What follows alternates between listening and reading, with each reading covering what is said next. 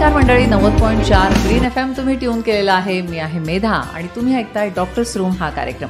मंडळी, 24 मार्च आज जागतिक क्षयरोग दिन आहे आणि हा दिवस आज पाळत असताना खूप होप्स आपल्याला मिळालेले आहेत, कारण घोषवाक्य आहे यंदाचं, होय आपण क्षयरोग संपवू शकतो. मंडळी, हेच घोषवाक्य घेऊन गेल्या वर्षी पण आपण कार्यक्रम केलेला होता आणि गेलं वर्षभर जे क्षयरोगाचे पेशंट आहेत तर ते बऱ्यापैकी यातून बाहेर यायला लागलेत आणि क्षयरोग असणाऱ्यांची संख्या दिवसेंदिवस कमी होतीये का, म्हणून पुन्हा एकदा आपल्याला हे घोषवाक्य दिलंय का, याबद्दल आपण तर बोलणार आहोतच. पण एकूणच क्षयमुक्त भारत करण्याकडं 2025 पर्यंत पंतप्रधानांनी आपल्याला हे लक्ष दिलेलं आहे, टार्गेट दिलेलं आहे आणि ते सगळं कसं शक्य होणार आहे का, या सगळ्या संदर्भात आज आपण बोलणार आहोत. आणि आपल्याला मार्गदर्शन करतायत श्वासविकार तज्ज्ञ डॉक्टर अनिल मडके. सर नमस्कार. नमस्कार. नमस्कार सर्व श्रोत्यांना देखील. सर, मी आता म्हणलं तसं की क्षयमुक्त भारत अभियान आपण चालू केलेलं आहे. आपण सगळ्यात आधी हे सांगूया की क्षय म्हणजे काय, थोडक्यात सांगून हे अभियान का महत्वाचं आहे हे पण सांगूया. अगदी. 24 मार्च हा जागतिक क्षयरोग दिन आणि क्षयरोग हा एक असा संसर्गजन्य विकार आहे जो आपल्या फुफ्फुसामध्ये मुख्यत्वे करून आक्रमण करतो 80 ते 90% व्यक्तींमध्ये. पण फुफ्फुस सोडून सर्व शरीरामध्ये म्हणजे नख, केस आणि दात वगळता कुठल्याही अवयवाला हा आजार होतो. मायकोबॅक्टेरियम ट्युबरक्युलोसिस नावाचा जो जीवाणू आहे त्या जीवाणूमुळे हा आजार होतो. आणि रॉबर्ट कॉक नावाच्या संशोधकानं 24 मार्च 1882 या दिवशी हा शोधला, म्हणून हा क्षयरोग दिन, जागतिक क्षयरोग दिन. श्रोतेहो, 142 वर्षापूर्वी याचं संशोधन झालं असताना देखील आजही हा आजार आपल्या ताब्यात नाही, हा आटोक्यात नाही. क्षयरोग ह्या पृथ्वीवरून संपत नाही, प्राचीन काळापासून आजार आहे. अक्षरशः सगळ्यात घातक असा संसर्गजन्य आजार आहे हा सर. तर आपण गेल्या वर्षी पण हीच थीम घेऊन कार्यक्रम केलेला होता. संपूर्ण वर्षभर हे कार्यक्रम चाललेले होते आणि आता पुन्हा एकदा आपण हा क्षयरोग संपवू शकतो याचा विश्वास सरकारलाही आलेला आहे आणि त्या पद्धतीनं तुम्ही डॉक्टर्स लोक सुद्धा काम करताय. पण तरी सुद्धा क्षयमुक्त भारत अभियान हे का महत्वाचं आहे हे पण सांगूयाच. आताच मी सांगितलं की 142 वर्ष झाली तरी देखील हा आजार संपत नाहीये. जवळपास ह्याच्या संशोधनानंतर 60 वर्षानंतर पहिलं औषध मिळालं आणि त्यानंतर 1, 2, 3, 4 अशी औषधं आपल्याला मिळत गेली आणि क्षयरोग आटोक्यात येतोय असं वाटलं. पण साधारण 1990च्या दशकामध्ये जेव्हा HIV आला किंवा आपल्या लोकांमध्ये आला तेव्हा या आजारानं उसळी मारली आणि क्षयरोग कमी होतोय असं वाटत असताना पुन्हा HIV हा आजार वाढला. त्यात भर पडली ती म्हणजे कोडग्या जंतूंची, म्हणजे रेजिस्टंट टाईप ऑफ ट्युबरक्युलोसिस. आणि जी औषधं उपलब्ध होती ती चालेनाशी झाली आणि हळूहळू आटोक्यात येणारा समाजातला क्षयरोग वाढायला लागला. आणि दुर्दैवाची गोष्ट काय आहे की एखाद्या व्यक्तीचा काहीही दोष नसताना केवळ तो समाजात राहतो आणि क्षयरुग्णाच्या संपर्कात येतो म्हणून तो आजार होतो. म्हणून हा आजार संपवायला पाहिजे आणि त्या दृष्टीनं आपली वाटचाल आता सुरू आहे. बरोबर. पण मग या अभियानात नेमकं काय काय अपेक्षित आहे? जागतिक पातळीवर क्षयरोग हा जगातून 2030 पर्यंत हद्दपार करायचा असं जागतिक आरोग्य संघटनेने ठरवलेलं आहे. बरोबर. पण आपल्या पंतप्रधानांनी हे जे टार्गेट आहे, उद्दिष्ट आहे, ते 2025ला आणून ठेवलेलं आहे. त्यामुळं आपल्याला 2025 पर्यंत भारत हा क्षयमुक्त करायचा आहे आणि त्या दृष्टीने शासकीय पातळीवर शासकीय आरोग्य यंत्रणा काम करते. आणि ती काम करत असताना जो क्षयरुग्ण आहे, म्हणजे यामध्ये टप्पे अनेक आहेत. एक तर समाजामध्ये जे लोक क्षयानं ग्रासलेले आहेत पण त्यांना माहिती नाही की क्षय आहे, जसं की संध्याकाळचा ताप येणं, कणकण येणं, भूक मंदावणं, वजन कमी होणं, खोकला येणं कोरडा, नंतर खोकल्यातून रक्त पडणं किंवा बेडका पडणं, ही लक्षणं असून देखील जे लोक तिथल्या तिथे औषध घेत आहेत, मेडिकलमध्ये जात आहेत, डॉक्टरकडे जातच नाहीत, अशा लोकांना शोधणं, म्हणजे पहिला टप्पा हा क्षयरुग्णांना शोधणं, नंतर त्यांचं निदान करणं किंवा क्षयरोग आहे की नाही थुंकी तपासणं. त्यात जर जंतू असतील तर ते घातक असतात इतर लोकांसाठी. बरोबर. तर जंतू असलेले, थुंकीत जंतू असलेले क्षयरोग, ज्यांना आम्ही ऍक्टिव्ह रुग्ण म्हणतो, त्यांना ताबडतोब दिरंगाई न करता उपचार देणं हे शासन करतंय. आणि त्यांना क्षयमुक्त करताना त्यांच्यापासून इतरांना धोका होऊ नये म्हणून कौटुंबिक पातळीवर त्यांच्या घरातल्या लोकांची स्क्रीनिंग टेस्ट करणं, त्यांना कुणाला बाधा झाली काय बघणं आणि यांना पकडून अक्षरशः पकडून म्हणजे दररोज औषधं घेतात का नाही बघणं. आणि हे करत असताना यांच्यामध्ये जर रेजिस्टंट टाईप ऑफ ट्युबरक्युलोसिस असेल, MDR किंवा XDR, तर त्यांना नव्या पद्धतीची औषधं देणं हे काम सरकारनं चालवलेलं आहे. अतिशय महत्त्वाचं पाऊल खरं तर सरकारनं उचललेलं आहे. कारण जेव्हा जग म्हणतंय 2030 पर्यंत हे सगळं आपल्याला संपवायचं, तर आपले पंतप्रधान म्हणतात 2025 पर्यंतच. म्हणजे किती वेगानं याच्यावर उपचार आणि पावलं उचलली जात आहेत हे महत्वाचं आहे. आता आपण बघितलं की शासन याच्यासाठी बरीच पावलं उचलतंय. सिव्हिल हॉस्पिटल मधून खूप मोठ्या प्रमाणावर किंवा जिल्हास्तरीय आपल्या सरकारी दवाखान्यातून खूप मोठं याचं काम चालू आहे. पण आपण जेव्हा बघतो की एखादा पेशंट आहे तर त्याची पण काहीतरी जबाबदारी आहे. म्हणजे जेव्हा त्याला कळलं की आपल्याला आता TB झालेला आहे तर त्याची काय जबाबदारी आहे ते सांगूया. परत त्यांच्या नातेवाईकांची पण तेवढीच जबाबदारी आहे. आणि खाजगी जे डॉक्टर आहेत आपल्यासारखे, तर त्यांची पण एक महत्वाची जबाबदारी ते पार पाडतात. ते काय काय आहे जरा? अगदी मी सुरुवातीला सांगेन की रुग्ण म्हणून एखाद्या व्यक्तीची जबाबदारी काय होतं की क्षयाचं निदान व्हायला थोडा वेळ लागतो. म्हणजे आताच मी जसं सांगितलं की याची लक्षणं ही लोकांच्या लक्षात येत नाहीत आणि कामामुळे दररोजचं उदरनिर्वाह असेल किंवा अलसमोनिया, सण आहेत, उत्सव आहेत, वेगवेगळ्या आपात एखादा माणूस असतो तो अंगावर काढतो त्रास आणि नंतर काट्याचा नायटा होतो तेव्हा तो डॉक्टरकडे जातो. तर ही जी दिरंगाई आहे की लक्षणं लक्षात आल्याबरोबर डॉक्टरांकडे जाणं हा पहिला मुद्दा आहे. दुसरा मुद्दा हा की लोकांना कसं वाटतं की मला औषध घेतलं की लगेच रिझल्ट यायला पाहिजे, म्हणजे पी हळद आणि हो गोरी, असं होत नाही ना. क्षयाच्या बाबतीत एखाद्यावर उपचार करताना एका औषधाने चालत नाही, त्यांना 3-3, 4-4 प्रकारची औषधं द्यावी लागतात. ती देखील समूळ जर नायनाट करायचा असेल आजाराचा तर किमान 6 महिने औषधं घ्यायला लागतात. हे लोकांना सुरुवातीच्या दिवशी, म्हणजे मीच तर सांगत असतो की तुम्ही औषधं घ्या. म्हणजे रुग्णाला सांगताना मी सांगतो की तुझं एकदा जेवण चुकलं तर चालेल बाबा, पण गोळ्या चुकवू नकोस, इतकं ते महत्त्व असतं. पण लोकांचं होतं काय की 3 आठवडे ते 1 महिना औषधोपचार घेतला की सगळी लक्षणं गायब होतात आणि त्यांना वाटतं की आजार बरा झाला. पण तुम्हाला मी सांगतो की क्षयाचा जंतू हा अत्यंत चिवट असतो आणि तो डॉर्मंट स्टेजमध्ये, डॉर्मंट म्हणजे काय, समाधी अवस्था, जसा बेडूक समाधीग्रस्त होतो तसा तो जंतू समाधीग्रस्त होतो, जिवंत असतो पण दिसत नाही, शरीरात वर्षानुवर्षे टिकतो एखाद्या रुग्णाच्या. त्यामुळं हा आजार समूळ नष्ट करायचा असेल खूप दिवस औषधं घ्यायला लागतात. हे रुग्ण विसरतो, महिनाभर औषधं घेतो आणि सोडून देतो आणि मग या रुग्णामध्ये चिवट म्हणजे रेजिस्टंट टाईपचा क्षयरोग तयार होतो. रुग्णांनी लक्षात ठेवायला पाहिजे की औषधं घेणं ही माझी जबाबदारी आहे, मी औषधं चुकवता कामा नये.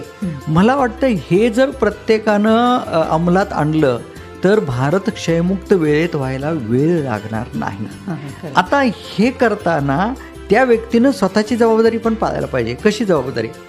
मुळात आणखीन एक गोष्ट या निमित्तानं सांगतो की भारतामध्ये नव्हे तर जगामध्ये जवळपास 40% लोकांना क्षयाचा संसर्ग होतो. म्हणजे 100 40 लोकांना संसर्ग होतो, पण संसर्ग म्हणजे आजार नव्हे, अव्यक्त क्षयरोग, याला लॅटंट TB म्हणतात.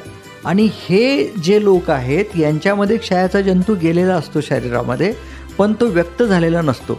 जेव्हा एखाद्या रुग्णाची रोगप्रतिकारक क्षमता पूर्ण कमी होते, जसं की HIV चा आजार, मधुमेह किंवा दीर्घकालीन एखादा संधिवातासारखा आजार किंवा स्टिरॉइडसारखी औषधं सुरू असतील एखाद्या व्यक्तीला, किंवा कर्करोगासारखा, कॅन्सरसारखा आजार झाला, किंवा मग वेगवेगळी व्यसनं आहेत, तंबाखू खाणं आहेत, गुटखा मावाचं घळणं आहे, सिगारेट बिडी ओढणं आहे, अल्कोहोल म्हणजे मद्यपान करणं आहे, या सगळ्या व्यसनांमुळं व्यक्तीची रोगप्रतिकार क्षमता कमी होते.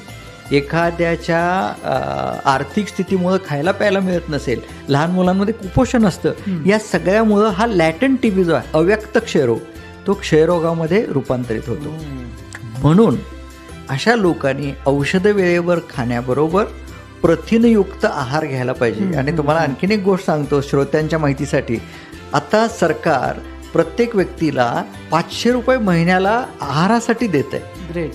हां, म्हणजे क्षयमुक्त करण्यासाठी जी पावलं उचलली जातात ती लोकांनी लक्षात घ्यायला हवीत. आणि अर्थात हे 500 रुपये दारू पाण्यासाठी खर्च न करता प्रथिनांसाठी आणि चांगल्या आहारासाठी खर्च करावा हे लोकांनी समजून घ्यायला पाहिजे.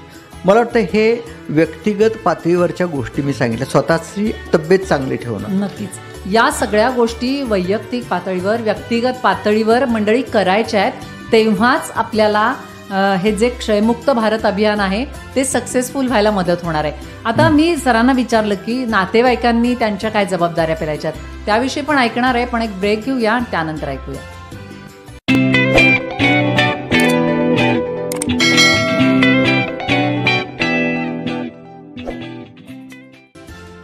तर मंडळी, ब्रेक नंतर तुमच्या सगळ्यांचं पुन्हा एकदा डॉक्टर्स रूम या कार्यक्रमात स्वागत आहे.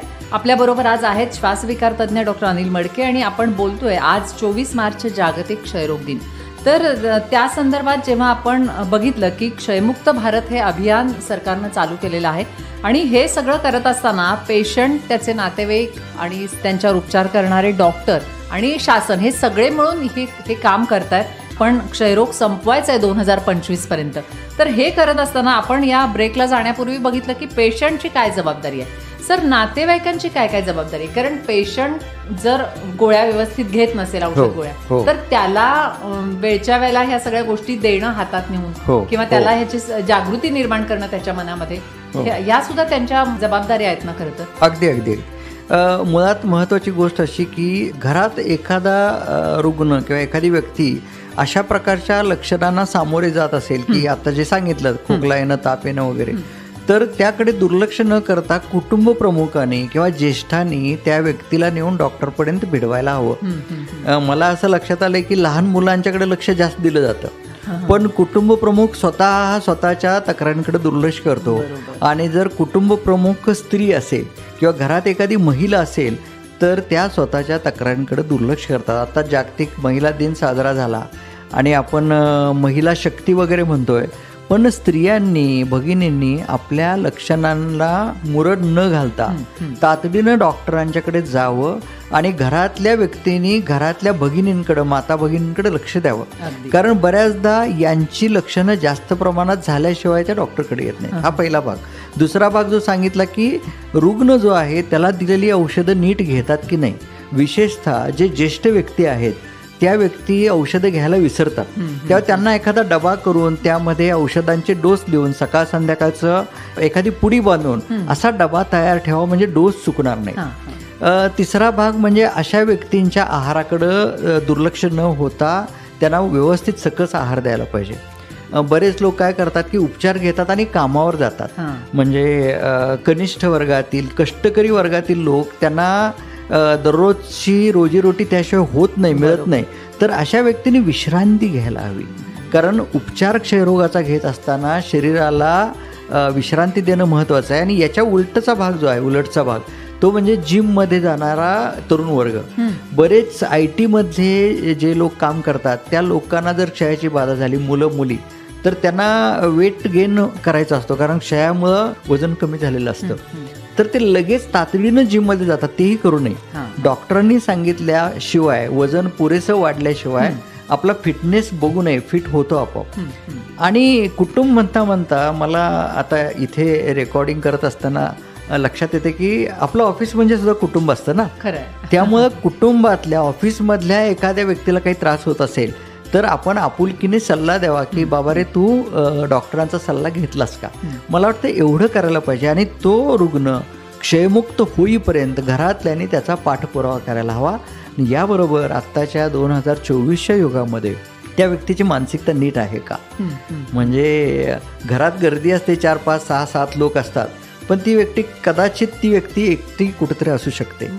तो एकटेपणा, मानसिक एकटेपणा सुद्धा काढून टाकायला हवा. त्यासाठी घरातलं वातावरण खेळीमेळीचं असायला हवं. नक्कीच सर. आणि मगाशी तुम्ही ब्रेकला जाण्यापूर्वी सांगितलं होतं की सरकार क्षयरोग समूह नष्ट करण्यासाठी आहार म्हणलं तुम्ही, पौष्टिक आहार पाहिजे म्हणून 500 रुपये देत आहे. तर घरातल्यांनी ह्या गोष्टीची जाणीव ठेवायला पाहिजे की या पैशातून त्या व्यक्तीला सकस आहार मिळतोय की नाही. हो, म्हणजे या अगदी. सगळ्या जबाबदाऱ्यामध्ये ही पण एक महत्वाची जबाबदारी आहे अगदी. की त्या पैशाचा योग्य विनियोग करायला पाहिजे. बरोबर. आता ह्या मंडळींना तुम्ही म्हणालात तसं की एक आठवडाभर किंवा एक महिनाभर औषध घेतलं की थोडं बरं व्हायला लागतं, की लक्षणं कमी दिसायला लागतात, की मी आता बरा झालोय. बरोबर. मग ते नंतरची त्यांची जबाबदारी नीट पाळत नाहीत. मग अशा वेळेला सार्वजनिक ठिकाणी या लोकांनी काय काळजी घ्यायला पाहिजे आणि ह्यांनी घ्यायलाच पाहिजे ही काळजी, काय सांगा? अगदी महत्वाचं. सर्व निरोगी व्यक्तींसाठी हा सल्ला असा आहे की तुमच्या भोवती एखादी व्यक्ती जर खोकत असेल, शिंकत असेल किंवा मोठ्याने हसत असेल आणि त्या व्यक्तीच्या फुफ्फुसामध्ये आजार असेल क्षयरोगाचा आणि थुंकीमध्ये क्षयाचे जंतू असतील तर त्या तुषारामधून हे जीवाणू बाहेर पडतात आणि निरोगी व्यक्तीच्या नाकावाटे आत जातात. त्यामुळे सार्वजनिक ठिकाणी थुंकण्यावर बंदी आहे, ती पाळायला हवी. आणि अशा व्यक्तींनी, ज्यांना थुंकीमध्ये जंतू आहे, अशा व्यक्तींनी आपली थुंकी ही डेटॉल किंवा जंतुनाशक द्रव्य असलेल्या डब्यामध्ये थुंकायला हवं, म्हणजे ते जंतू नाहीसे होतील. रस्त्यावर जाताना कुणी थुंकत असेल, आजकाल आपण लोक बघतो की पान खातात, मावा गुटखा खातात आणि थुंकतात, ते जर क्षयरोगी असतील तर ते बिनधास्तपणे आपल्या भोवती क्षयरोग पसरवत आहेत. त्यामुळे तुम्ही सावध राहा आणि सार्वजनिक ठिकाणी अशा थुंकणाऱ्या व्यक्तींवर तुम्ही थोडंसं त्यांच्यावर दडपण आणू शकता का हेही बघा. नक्कीच नक्कीच. पण नेमकं सार्वजनिक पातळीवर आपण म्हणालो तर त्या व्यक्तीनं पण सार्वजनिक ठिकाणी जाताना नेमकी काय काय काळजी घ्यायला पाहिजे? अशा व्यक्तीने, म्हणजे ज्याला क्षयाची बाधा झालेली आहे, त्याची रोगप्रतिकारक क्षमता कमी झालेली आहे. मी आत्ताच्या काळामध्ये म्हणेन की प्रदूषणही वाढलेलं आहे, हवेत इतर घटक पण खूप आहेत, PPM म्हणजे पार्टिकल्स आहेत, धूर आहे, धूळ आहे, या सगळ्याचा परिणाम क्षयरोगावर होऊ शकतो. म्हणजे प्रदूषणामुळं क्षयरोग होण्याची शक्यता वाढते. ॲट द सेम टाईम क्षयरोग बरा होण्यामध्ये धोका किंवा अडथळा येऊ शकतो. त्यामुळे या लोकांनी मास्क लावायला पाहिजे. गर्दीच्या ठिकाणी जाताना आवर्जून मास्क असावा. इतर जंतुसंसर्ग ह्या लोकांना होऊ शकतो, म्हणजे कोविडसारखे किंवा फ्लूसारखे विकार होऊ शकतात आणि क्षयरोग बरा होण्यामध्ये अडथळे निर्माण होऊ शकतात. त्या सार्वजनिक ठिकाणी जाणं टाळावं हे सगळ्यात उत्तम. गर्दीच्या ठिकाणी जाताना मास्क लावावा, बाहेरचं काहीही खाऊ नये, घरातलंच शिजवलेलं ताजं सकस अन्न खावं आणि पुरेशी विश्रांती घ्यावी, ही फार महत्त्वाची गोष्ट आहे. आणि अर्थात उपचार जो आहे त्या उपचारामध्ये आणखीन एक महत्त्वाचा मुद्दा आहे की रेजिस्टंट ट्युबरक्युलोसिस नावाचा जो आजार आहे की ते जंतू औषधाला दाद देईन असे होतात. याचं कारण म्हणजे मी सुरुवातीला सांगितलं त्याप्रमाणे औषधोपचार मध्येच बंद करणं. बऱ्याच लोकांना ही औषधं पचत नाहीत, सहन होत नाहीत, टॉक्झिसिटी होते, कुणाला कावीळ होते, कुणाला उलट्या होतात, कुणाला मळमळतं, कुणाला पुन्हा ताप यायला लागतो, कुणाला सांधे दुखतात, कुणाच्या खोकल्यातून रक्त पडायला लागतं. हे सगळे साईड इफेक्ट्स आहेत ते औषधांचे आहेत. आणि हे लोक काय करतात, घाबरून डॉक्टरकडे जातच नाहीत किंवा सरकारी यंत्रणेकडून दिलेली औषधं घेतात आणि पिशवीमध्ये ठेवून देतात आणि त्यांना सांगतात आम्ही औषधं घेतलीत. हा जो ॲप्रोच आहे किंवा ही जी दिशा आहे ही रुग्णांची चुकते. तर त्यांनी तातडीनं औषधोपचार बदलण्यासाठी त्या यंत्रणेला किंवा खाजगी उपचार घेत असतील तर त्या डॉक्टरांना ॲप्रोच करून त्यांच्याकडे तातडीनं जाऊन त्यांनी 1 महिन्यानं बोलवलं असेल तर साईड इफेक्ट झाले तर लगेच दुसऱ्या दिवशीसुद्धा त्यांच्याकडे जायला हरकत नाही. कारण ही साईड इफेक्ट झालीत म्हणून औषधं बंद केल्यामुळे रेजिस्टन्स येतो. तो टाळण्यासाठी मला वाटतं हा एक मेसेज सर्वांच्यापर्यंत जायला हवा. अशा केसेसमध्ये आम्ही पर्यायी औषध योजना करतो आणि त्यांचा क्षयरोग बरा करण्यासाठी, वेगानं बऱ्या करण्यासाठी आम्ही मदत करतो. मला हेच तुम्हाला विचारायचं होतं की हा जो लोकांचा एक संभ्रम आहे की थोड्या दिवसांनी मला लक्षणं बंद झाली म्हणून मी औषध बंद करतो, पण ह्याचा दुष्परिणाम काय होतो की म्हणजे साधा क्षयरोग झालेला आहे त्याला आणि 6 महिने त्यांना औषधोपचार घेतला की तो बरा होणार आहे, पण त्यानं असं केलं नाही तर नेमकं काय होतं? म्हणजे मग हे का लोकांना सांगूया की आपलं जे हे अभियान आहे तर ते पूर्ण होण्यासाठी मग कुठेतरी बाधा येऊ शकते, तर त्यासाठी या लोकांना आपण हे डिटेल सांगू. अगदी बरोबर. यातला जो भाग आहे तो जंतू चिवट होतात आणि सुरुवातीला साध्या प्रकारच्या 3-4 औषधांनी बरा होणारा क्षयरोग भारी औषधं देऊन सुद्धा बरा होत नाही, ज्याला MDR म्हणजे मल्टी ड्रग रेजिस्टंट ट्युबरक्युलोसिस म्हणतात. आणि दुसरा म्हणजे XDR, extensively drug resistant tuberculosis, XDR TB. ह्या 2 प्रकारचे TB जे आहेत ते महत्प्रयासानेच बरे होतात. त्यांना खूप महागडी औषध द्यायला लागतात, सरकारी यंत्रणेकडून औषधं मिळतात, त्याचे साईड इफेक्ट जास्त आहेत, जास्त दिवस घ्यायला लागतात. 6 महिन्यात बरा होणारा आजार जवळपास वर्ष ते 1.5 वर्ष औषधं उपचार घ्यायला लागतो. त्या औषधांचे टॉक्झिक इफेक्ट्स त्यामुळं शरीरावर दुष्परिणाम होतात आणि त्याला टॉलरन्स खूप लागतो. म्हणजे संयम खूप ठेवावा लागतो लोकांना.